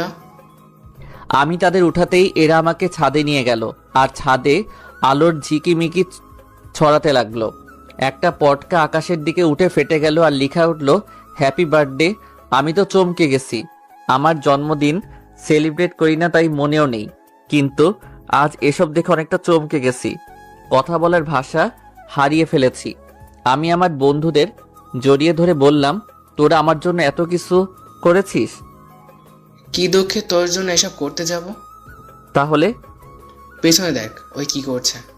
পিছনে তাকিয়ে দেখি নীল শাড়ি পরে আরিয়া দাঁড়িয়ে আছে। চোখে কাজল, একদম নীল পরি মতো লাগছে। মনে হচ্ছে এইভাবেই সবসময় তাকিয়ে থাকি। এইভাবে তাকে কি দেখছো ছোট ভাই? চুচু করে তখন বেলুনের বাতাস বের হবার মতো আমার বাতাসও বেরিয়ে যাচ্ছে। ছোট ভাই, মন খারাপ কেন? তোমার জন্য এত কিছু প্ল্যানিং করেছি আর মন খারাপ করে আছো? সব আপনার প্ল্যানিং? হ্যাঁ, আমার ছোট ভাই। কয়বার বলছি আমাকে ছোট ভাই বলবেন না? বলবো, 100 বার বলবো ছোট ভাই। হুর, থাকেন আপনার ছোট ভাই নিয়ে, আমি গেলাম। আরে আরে, কই যাও? ঘুমাতে। আমরা তো কষ্ট করলাম, আর তুমি এখন ঘুমাতে যাবে? ছোট ভাই না করলে থাকবো। ঠিক আছে, এমন করবো না ছোট ভাই। আবার সরি, এই নাও তোমার বার্থডে গিফট। পাঞ্জাবি? এটা আপনার বিয়ের জন্য কিনেছিলেন যে? আরে ধুর বোকা, তোমাকে চুপ করাকে এমনি বলছি। তাই হ্যাঁ, এখন পাঞ্জাবিটা জলদি পরে চলে এসো। তারপর আমি পাঞ্জাবি নিয়ে পড়তে আমার রুমে চলে গেলাম। আমি পাঞ্জাবি পরে ছাদে গেলাম। এতটুকু সময় আরিয়ার বাবা মা ভাই চলে এসেছে। 3 বন্ধু, আরিয়ার পরিবার আর আমার বাবা মা, একটা ছোটখাটো পার্টি। নীল পাঞ্জাবি আমি আগে পরিনি, আজ প্রথম, তবে দেখতে ভালোই লাগছে মনে হয়। আমি ওখানে যেতে আরিয়া এসে পাশে দাঁড়ালো আর আমার বন্ধুরা হাঁ করে তাকিয়ে আছে। মনে হচ্ছে তাদের মুখের মধ্যে ঢুকে যাই। দোস্ত তোদের হেব্বি লাগছে। আমার বন্ধু বলল, ভালো জিনিস তো ভালো লাগবেই। তোর খালি উল্টা ভাবনা। কথা উল্টা ভাবা যায়? চুপ কর, এদিকে আয়। তারপর কেক কেটে বার্থডে পালন করলাম। সেদিন রাতে অনেক মজা করেছি, অনেক সারপ্রাইজও হয়েছি। আর তখনকার সবচেয়ে দেখার মতো ছিল আরিয়া। নীল শাড়ি, চোখে কাজল, একদম নীল পরীর মতো লাগছে। আমার কাছে রাতটা অনেক স্মরণীয় হয়ে থাকবে। আমি ভেবেছিলাম পাঞ্জাবিটা অন্য কাউকে দিবে, বাট আমাকে দেয়ায় অনেক খুশি খুশি লাগছে। পরের দিন আমার এক বন্ধুর আত্মীয় মারা যায়। তার সাথে আমরা 3 বন্ধু যাই অনেক দূরের পথ। সেখানে গিয়ে লাশ কবর দিতে দিতে অনেক রাত হয়ে যায়।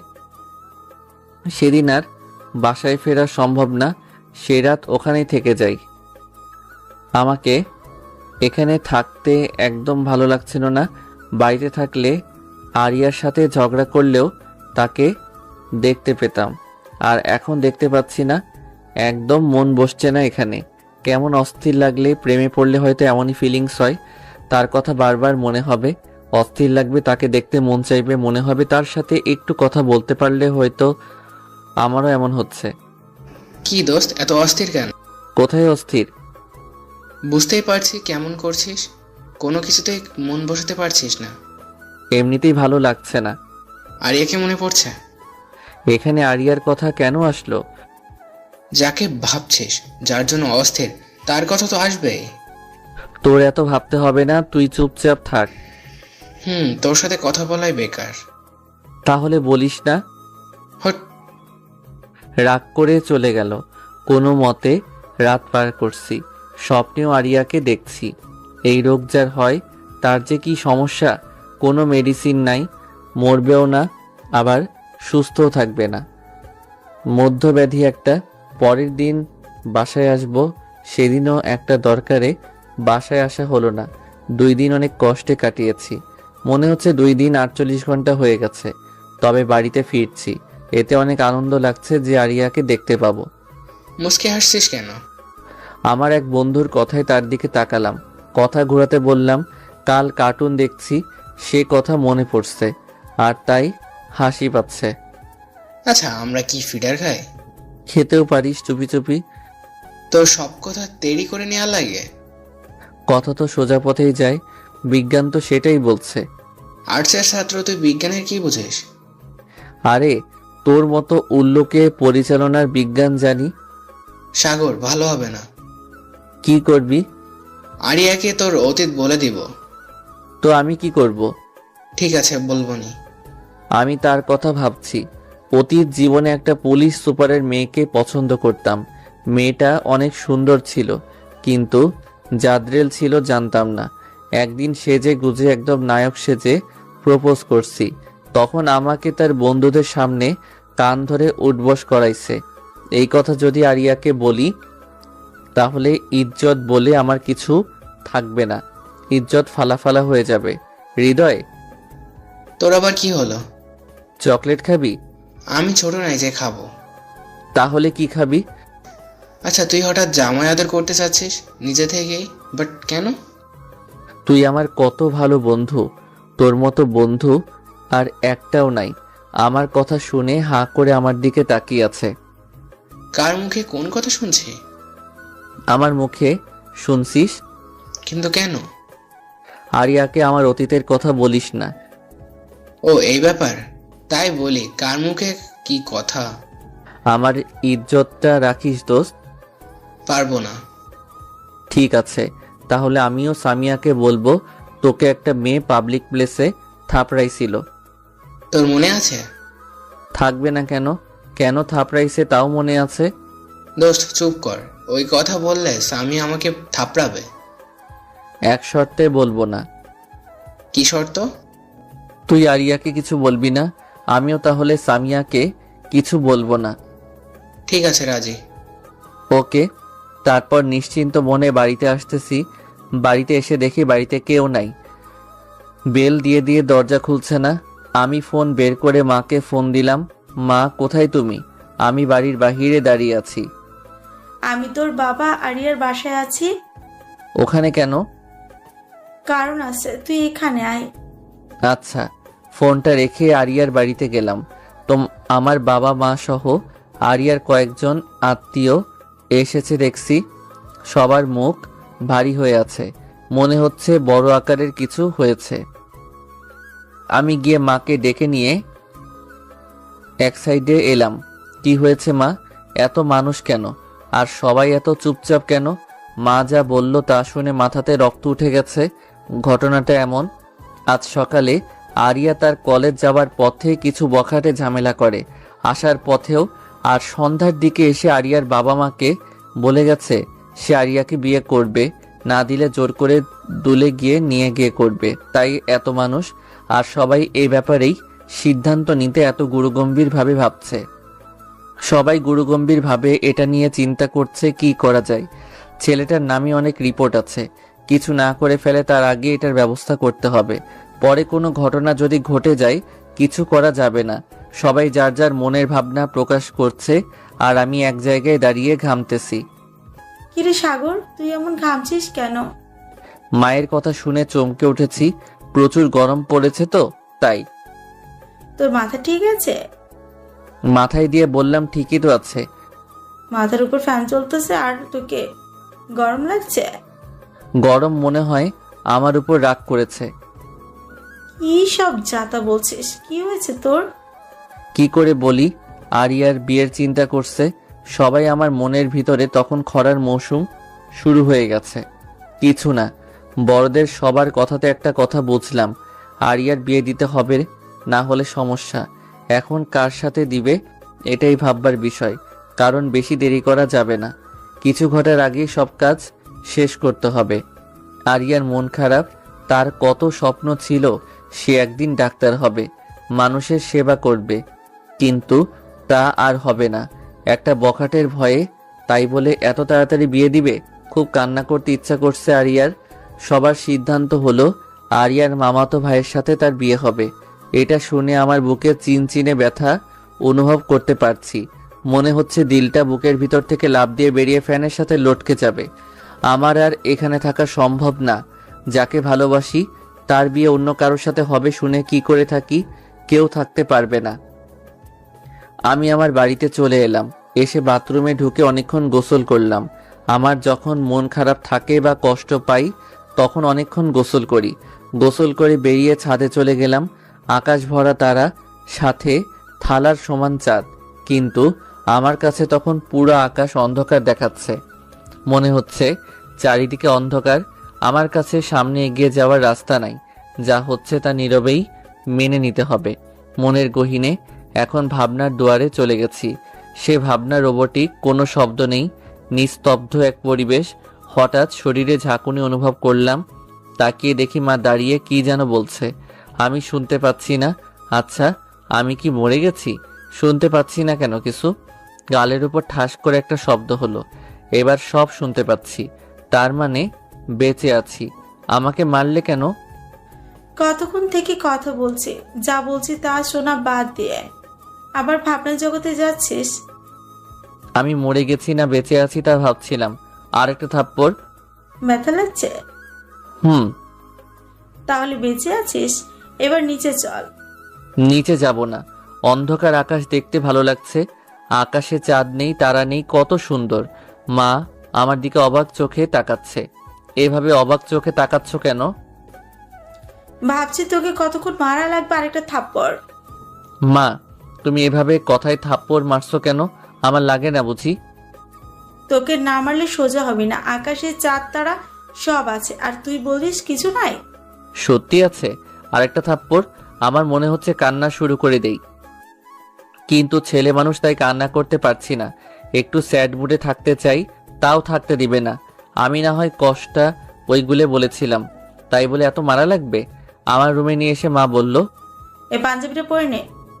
এই রাতে কেন পড়বো? আরিয়ার বিয়ে আজ রাতে, তার বিয়ের অনুষ্ঠানে কি এভাবে যাবে? আজকেই বিয়ে? হ্যাঁ আজকে। আমি যাব না, তোমরা যাও। কেন যাবি না? এমনি। আর একটা থাপ্পড়। এইবার যাবি না আরো দিব? ব্ল্যাকমেইল করছো তাই যাচ্ছি, না হলে যেতাম না। তাড়াতাড়ি রেডি হয়ে নে। বলে মা রুম থেকে বের হয়ে গেল। আমি মনের দুঃখে ছাদে একা একা দাঁড়িয়েছিলাম, বাট মা চাই দুঃখটা আরো বেশি হোক, তাই জোর করে নিয়ে যাচ্ছে। মনের সব কষ্ট নিয়ে রেডি হলাম। তারপর মায়ের সাথে আরিয়ার বাড়িতে গেলাম। বিয়ের সব আয়োজন শুরু হয়ে গেছে। সবার মনে তখন একটু হলেও খুশি বিরাজ করছে, আর আমার মনে কষ্টের নদী বয়ে যাচ্ছে। না, কাউকে বলতে পারছি না, কাউকে বুঝতে পারছি। আমি গিয়ে একপাশে দাঁড়িয়ে আছি, কেউ আমার সাথে কোনো কথা বলছে না। আমি মনে মনে একটু শান্তি পেলাম। যাই হোক, কষ্টের দিনে একা চুপচাপ তো থাকতে পারছি। সব আয়োজন শেষ। আরিয়াদের পরিচিত কয়েকজন লোক এসেছে, আর প্রতিবেশী কয়েকজন। আরিয়াকে সাজিয়ে নিয়ে আসা হচ্ছে। নীল বেনারসি পরে তাকে নীল পরীর মতো লাগছে। চোখে কাজল, চোখের দিকে তাকালে যে কোনো ছেলে ঘায়েল হয়ে যাবে। আচ্ছা, আমি খুশি হচ্ছি কেন? এই সাজে তো আরিয়া অন্যের ঘরে চলে যাবে, তাহলে তো কষ্ট পেতে হবে আমাকে। মনটা খারাপ করে অন্যদিকে তাকালাম। আরিয়াকে দেখব না, কিন্তু ওই যে ছেলের মন কুত্তার লেজের মতো, হাজার দড়ি দিয়ে বাঁধলেও সোজা হয় না, তেড়ি তেড়িই থাকে। এত সুন্দর সাজে না দেখে থাকা যায়? তাই আমি আবার তার দিকে তাকালাম। আরিয়া মাথা নিচু করে আছে, হয়তো লজ্জা পাচ্ছে, বাট আমি পাচ্ছি না। আমি এক ধ্যানে দেখছি। আর তো কোনোদিন দেখা হবে না, তাই আজকেই দেখি মন ভরে, সারা জীবনের জন্য। সাগর ভাই, আপনি ওইভাবে আমার আপুর দিকে তাকিয়েছেন কেন? আরিয়ার ভাইয়ের কথা শুনে ভেবাচেকা খেয়ে গেছি। এমন প্রশ্ন করবে আমি ভাবতেও পারিনি। তোমার আপুকে কেন দেখতে যাব? আমার কি কাজ নাই? আমি তোমার আপুর কাপড় দেখছিলাম। কাপড়টি অন্য কেউ পরে আছে? তোমার বোনকে দেখিনি। আমি তো দেখলাম হা করে তাকিয়ে আছেন। কেন রে, হা করে তাকিয়ে থাকলে সমস্যা? হ্যাঁ সমস্যা, আমার আপুর পেট খারাপ করবে।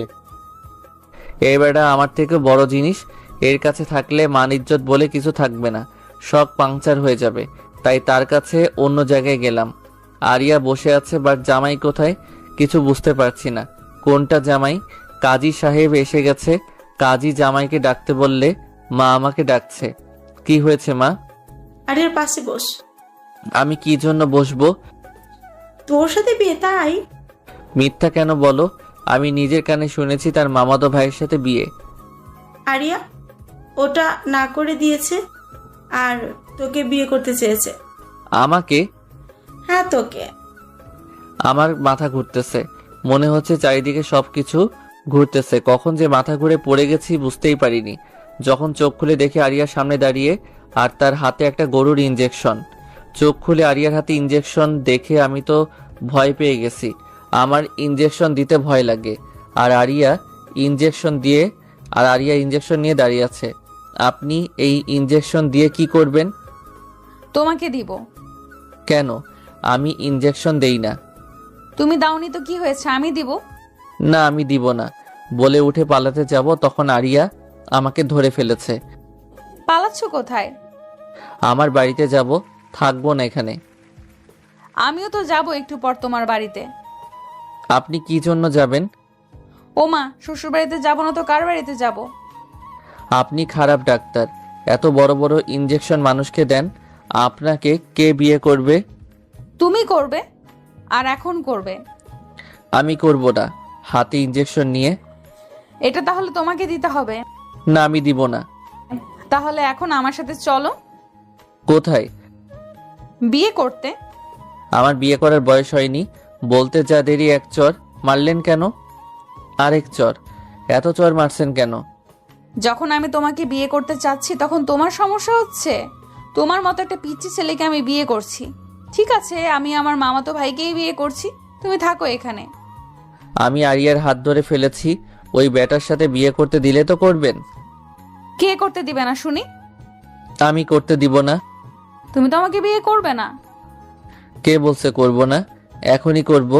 আরিয়াকে কোলে তুলে নিয়ে রুম থেকে বাহির হয়ে যাচ্ছি। এই কি করছো? সবাই কি ভাববে? যার যা ভালো লাগে ভাবুক। আমার লজ্জা লাগছে। কাপড় দিয়ে মুখ ঢেকে নেন, তাহলে আর লজ্জা লাগবে না। আমাকে এইভাবে আরিয়াকে নিয়ে বাহিরে আসতে দেখে সবাই হাঁ করে আছে। মনে হচ্ছে আরিয়াকে কোলে করে নিয়েই তাদের মুখের মধ্যে ঢুকে যায়। আমি যেভাবে আরিয়াকে নিয়ে আসি না কেন, তাদের অবাক হবার কি আছে? আরিয়াকে বাহিরে নামিয়ে দিলাম, তার মা তাকে নিয়ে গেল। আমি আমার জায়গাতে চলে এলাম। কাজী সাহেব তার কাজ আরম্ভ করলো। যখন কাজী সাহেব কবুল বলতে লাগলো, তখন দুনিয়ার সব কথা মাথার মধ্যে ঘুরছে। সাগর, তোর স্বাধীন জীবন শেষ। আজ থেকে বাহিরে বেশি ঘুরতে পারবি না, কোনো মেয়ের দিকে তাকাতে পারবি না, কাউকে ভালো লাগতে পারবি না। কোথায় কি করছিস সব কৈফিয়ত দিতে হবে। যেখানে যাবি সেখানেই বউকে বগল দাবা করে নিয়ে যেতে হবে। আর তুই বেশি তেড়িবেড়ি করলে তোকে গরুর ইঞ্জেকশন দিবে, তোর জীবন তামা তামা হয়ে যাবে। বিয়ে শাদী করে যে অকালে মরে সে। এসব কথা মাথার মধ্যে ঘুরছে। বিয়ে যদি না করতে চাই তাহলে 3-4টে ইঞ্জেকশন একবারে দিবে। ইঞ্জেকশন খাওয়ার থেকে বিয়ে করাই ভালো। তাই কবুলটা বলে দিলাম।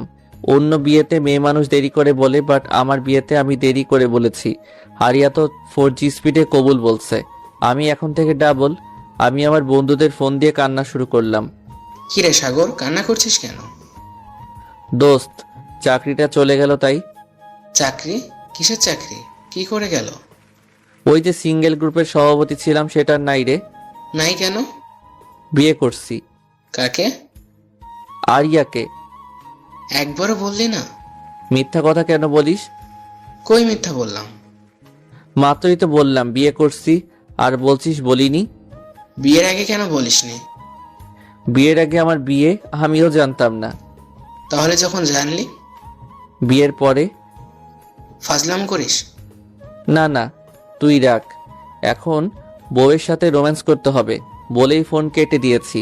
তারপর আরিয়াকে তার বাড়ি থেকে আমার বাড়িতে নিয়ে আসলাম। আসার সময় আরিয়ার সাথে একটাও কথা হয়নি। বাড়িতে এসে আমার রুমে ঢুকতে যাব, কিন্তু দরজা খুলছে না। বাহির থেকে লক করা ছিল, সেটা খুললাম, বাট দরজা খুলছে না। ভেতর থেকে লক হয়েছে মনে হয়, কিন্তু ভিতর থেকে লক হলো কি করে? ভূত টুত ঢুকেনি তো? প্রথম দিনেই আমার রুমে ভূত। এখন কি হবে আমার?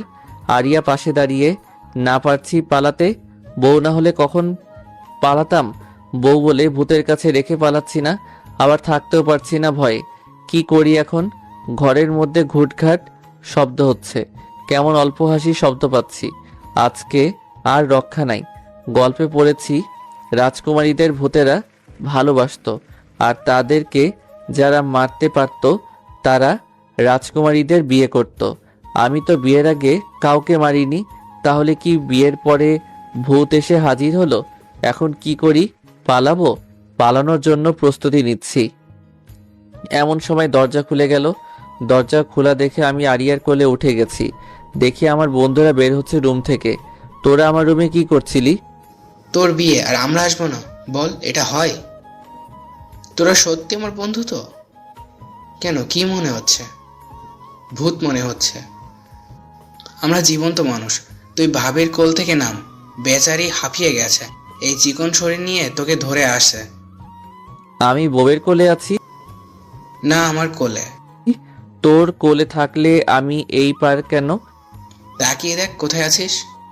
তাকিয়ে দেখি আরিয়া আমার দিকে তাকিয়ে আছে আর রাগে ফুঁসতেছে। আমি আরিয়ার কোল থেকে নেমে তাকে নিয়ে ঘরে গেলাম। দেখি পুরা ঘর সাজানো। এই ঘর আবার কে সাজালো? আমরা সাজিয়েছি। আমার বন্ধুদের কথা শুনে পিছে তাকাই। আমার বিয়ের কথা তোদের কে বলছে? তোর মা। আর আমরা এসে ঘর সাজানোতে ব্যস্ত ছিলাম, তাই তোর বিয়েতে যেতে পারিনি। আর আমাকে বললি কেন তোদের বলিনি? বলে তাদের তাড়ানি দিছি, আর ওরা পালিয়েছে। বিয়ে বাড়ির সব কাজ সম্পন্ন। এখন ঘুমানোর সময়। আমি বন্ধুদের সাথে আড্ডা দিয়ে খেয়ে রুমে গেলাম। দেখি আরিয়া মাথায় ঘোমটা দিয়ে বেডে বসে আছে। আমার বুকটা কাঁপতেছে। বিয়ে তো জীবনের প্রথম করছে, আবার সিনিয়র মেয়েকে। আজ থেকে আমার একার বেডরুম আরেকটা মেয়ের সাথে শেয়ার করতে হবে। আমি আরিয়ার পাশে গিয়ে দুরু দুরু বুকে নিয়ে বসেছি। অনেকক্ষণ কোনো কথা বলিনি, চুপচাপ ছিলাম দুজনে। কারো মুখে কোনো কথা নাই। প্রথম বিয়ে, তাও সিনিয়র মেয়েকে করলে এমনই হয়। আপনার ঘুমটা একটু সরান। কোনো কথা নাই। কি হলো, কিছু বলছেন না যে? তোমার বউয়ের ঘুমটা তুমি সরাবে না, আমি কেন সরাতে যাব? বউয়ের ঘুমটা স্বামী সরায়? তো অন্য করে সরায় নাকি? আমি এর আগে বিয়ে করিনি তো, তাই জানি না। আমি কি আগে বিয়ে করছি? জানা মতে না। তাহলে আমি কি করে জানলাম? আপনি মনে হয় বিয়ে করছিলেন আগে। আরিয়া ঘুমটা ফেলে আমার দিকে রাগে কটমট করছে আর একটা ইনজেকশন বের করেছে। এটা আবার এখানে কেন? তোমার মতো ফাজিলকে ঠিক করার যন্ত্র এটা। আমি কি করছি? আমি আগে বিয়ে করছি, এটা কে বলছে? আমি বলেছি। তাহলে ইনজেকশন কাকে দিব? আপনাকে দেন। শুনেছি বউ কষ্ট পেলে স্বামীকে লাগে, আর স্বামী কষ্ট পেলে বউকে লাগে। আল্লাহ গো, আমি আমি কাকে বিয়ে করেছি গো? কাকে আবার? সাগরকে। তোর একদিন কি আমার একদিন? বলেই আরিয়া আমাকে বিছানায় ফেলে দিয়েছে আর আমার উপর ইনজেকশন নিয়ে বসে আছে। আরে আরে, কি করছেন এটা? তোর ফাজলামো দূর করব। সি সি সি, জামাইকে তুই বলছে? তোর জামাইয়ের গুষ্টি বেচি। তুই আর ফাজলামো করবি না? তুই আর ফাজলামো করবি বল? করলে কি হবে? এই গরুকে দেওয়া ইনজেকশনটা এখন তোকে দিব। না না, এটা করবেন না, আমার ভয় লাগে। তাহলে বল, আর ফাজলামি করবি? আর করব না ফাইজলামু। আমার সামনে কান ধরে উদ্বস কর। পারবো না। দিব ইনজেকশন? না না, করছি। শালা বিয়েটাই করা ভুল হয়েছে। বাসরাতে কোথায় রোম্যান্স করব?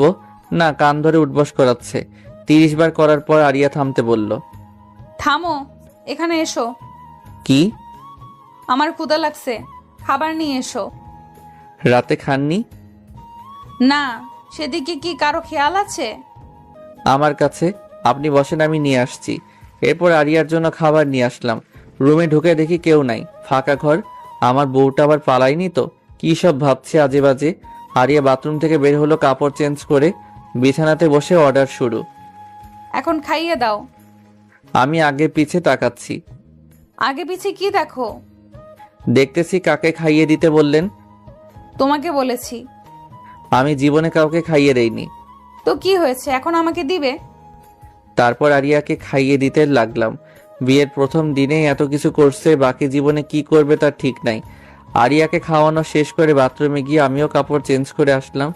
দেখি আরিয়া বসে আছে। আমাকে দেখেই বলল, এখানে বসো। আমি গিয়ে আরিয়ার পাশে গিয়ে বসলাম। আজ থেকে তুমি আমাকে তুমি করে বলবে, আর আপনি করে নয়। ঠিক আছে, তুমি করে বলবো। কোনো মেয়ের দিকে তাকাবে না, কারোর সাথে ফাজলামো করবে না, আর যত মেয়ে বন্ধু আছে সব বাতিল। এত কিছু আজ থেকেই? আজ থেকে মানে এখন থেকে। ঠিক আছে, আমার সিনিয়র বউ যখন বলেছে তখন রাখতেই হবে। এই তো গুড জামাই। এত কিছু শুনবো, তার বদলে আমি কি পাবো? কি পাবে? এই নাও, প্রতিদিন পাবে তাহলে। বলেই আমাকে বিছানায় ফেলে দিয়ে আমার বুকের উপর মাথা দিয়ে আছে। আজ থেকে তুমি আমার সম্পত্তি, সো তার দেখভাল আমাকেই করতে হবে। বলেই আমার ঠোঁটে তার ঠোঁট লাগিয়ে দিছে। আরো জানার জন্য বসে আছেন নাকি? কারেন্ট অফ হয়ে গেছে।